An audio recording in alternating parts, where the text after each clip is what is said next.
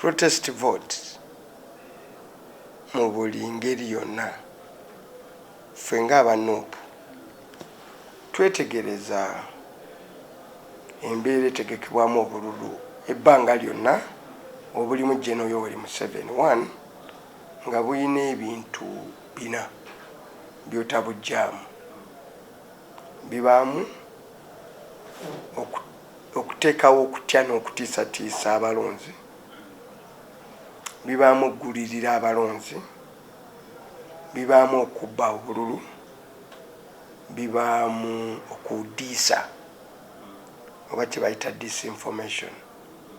Ebyo biki bina ze mpagi kwe bategekera bano obululu, n'okuba nga tebabutegeka nti bannansi babawo omukisa okusalawo obukulembeze, bo bakitwala nti katala just for just,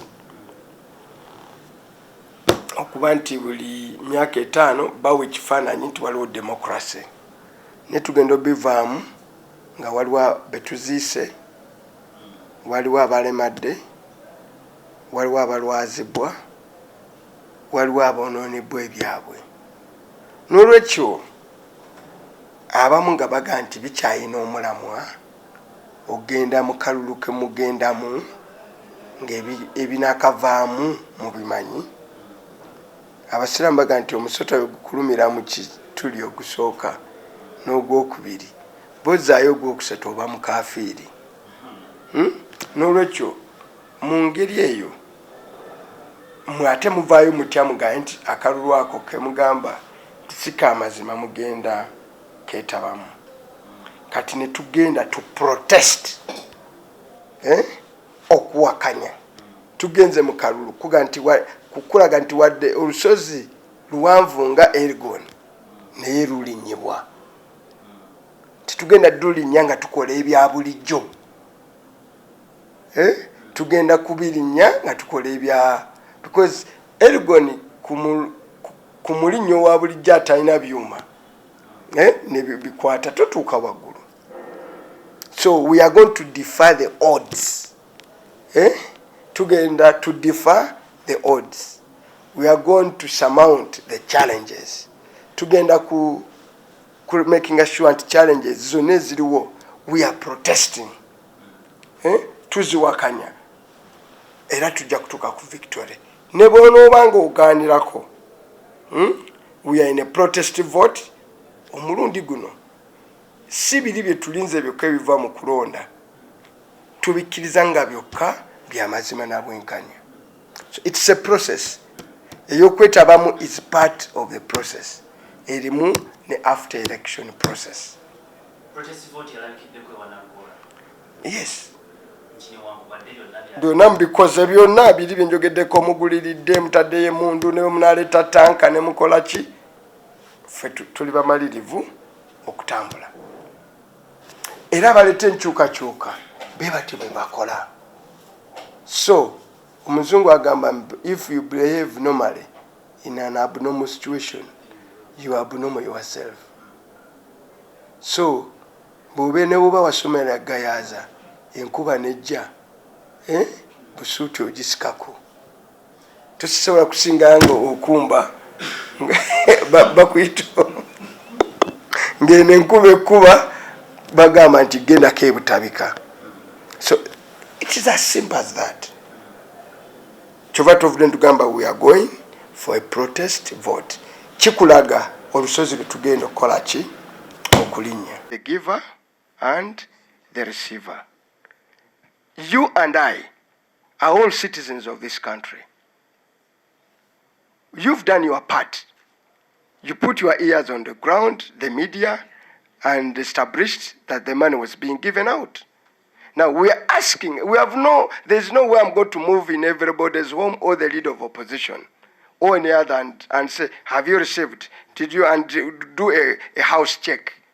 We don't have those powers. But what we can take on our members is that at least the minimum we can request of you is to testify that you have not taken. 2, there is a new leadership in Parliament.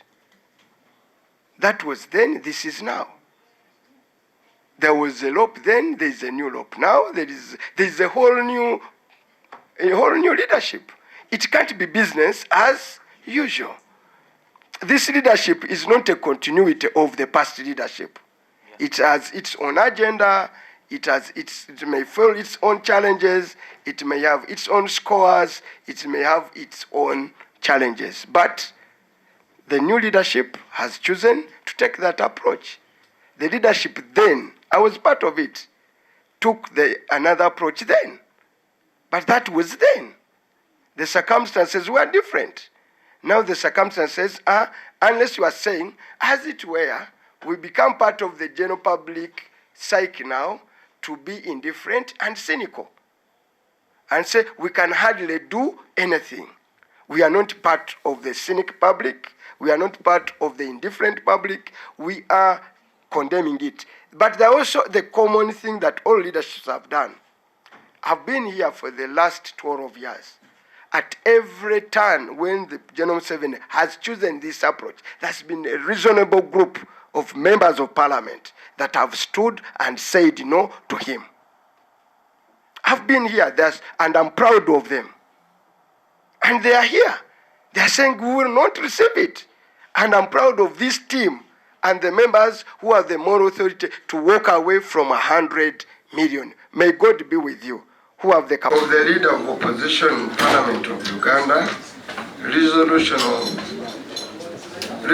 on 10th April 2025. We, the undersigned members of Parliament in the opposition in Parliament of Uganda, are aware of the ongoing payment in cash secrecy of Uganda shillings 100 million to all NRM MPs, some MPs in opposition and independents in Parliament, deeply concerned by the alarming and unprecedented levels of corruption, abuse of authority to the detriment of Ugandans.